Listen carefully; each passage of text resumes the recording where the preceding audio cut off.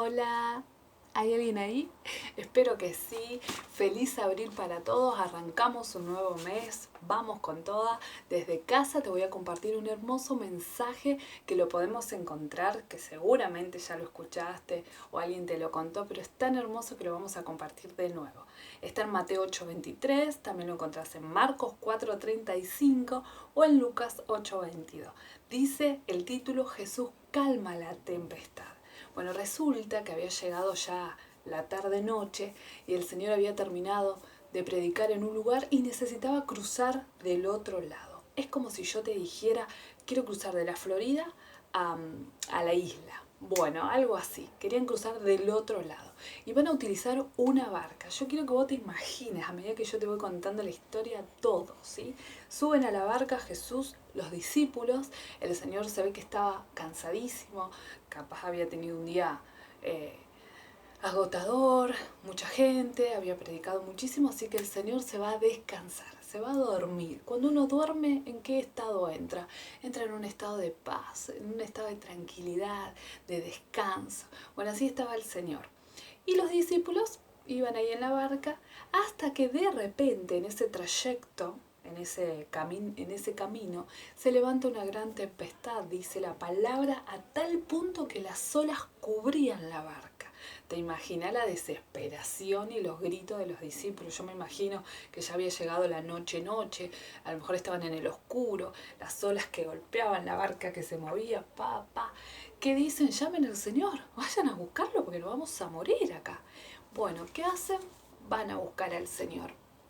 Y como siempre el Señor, cuando nos encontramos en prueba, en circunstancias, cuando tenemos miedo, cuando decimos nos vamos a morir, aparece el Señor, aparece nuestra salvación.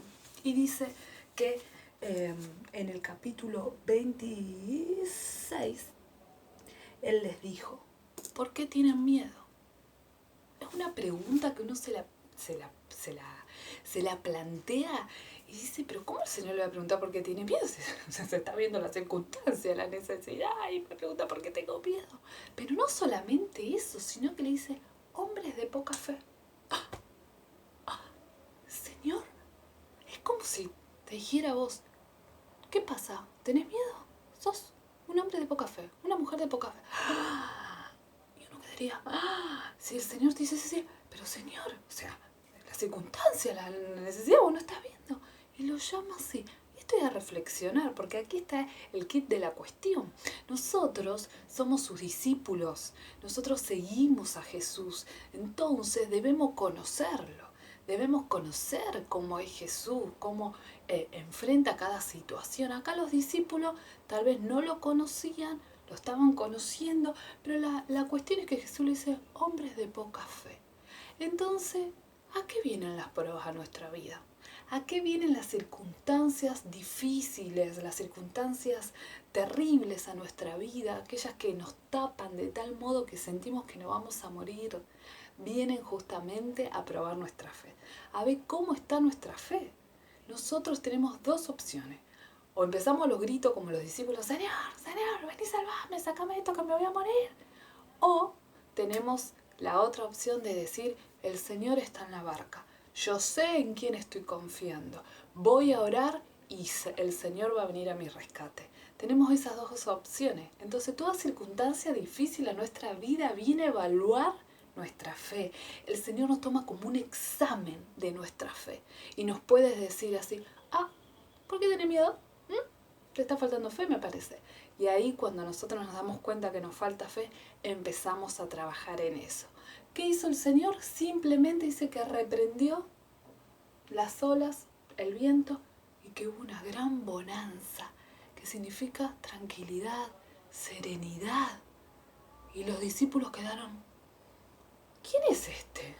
Perdón, me perdí una parte. ¿Quién es este que le hace caso? ¿El mar? ¿El viento? ¿Quién es? Y ahí está la pregunta. ¿Conoces a Jesús? ¿Conoces al que está en tu arca? ¿Realmente lo conoces? ¿Conoces su promesa? ¿Conoces sus palabras? ¿Conoces su amor? Bueno, si no lo conoces, te invito a que lo conozcas. Y si lo conoces a media, te invito a que en este tiempo profundices esa relación a tal punto de decir, no importa la circunstancia que pase, no importa el viento que se levante, Dios está en la barca, conozco quién está en mi barca y por eso simplemente voy a orar, voy a estar tranquilo y Él va a venir a socorrerme. Es un mensaje muy lindo, es un mensaje muy profundo para que nosotros podamos evaluar como cristianos.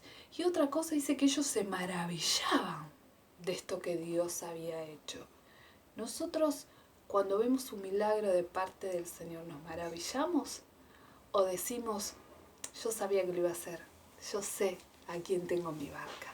Entonces, en este tiempo que podamos evaluar nuestra fe, y si hay alguna tormenta en tu vida, si hay alguna circunstancia, lee este pasaje, que Dios te pueda hablar, que Dios te pueda transmitir esa serenidad y esa paz que transmitió en ese momento con los discípulos. Sinceramente, hay que estar en esa situación, pero por eso creo que Dios a cada uno nos va moldeando, nos va evaluando, nos va haciendo crecer a medida de estas pruebas. Son necesarias las tormentas en nuestras vidas, son necesarias las pruebas, porque ahí es donde Dios nos corrige y dice, no tenías tanta fe, vamos a trabajar en esto, vamos a seguir trabajando en esto hasta que puedas aprobar este examen. Te bendigo este mes de abril, recibí esta palabra y espero que haya sido de bendición. Te mando un beso grande desde acá, desde la ciudad de Rosario, provincia de Santa Fe, República Argentina. Hoy es 1 de abril y recibimos este mes con mucha alegría y expectativa de lo que Dios va a hacer, recordando las palabras que Dios va a hacer maravilla entre nosotros.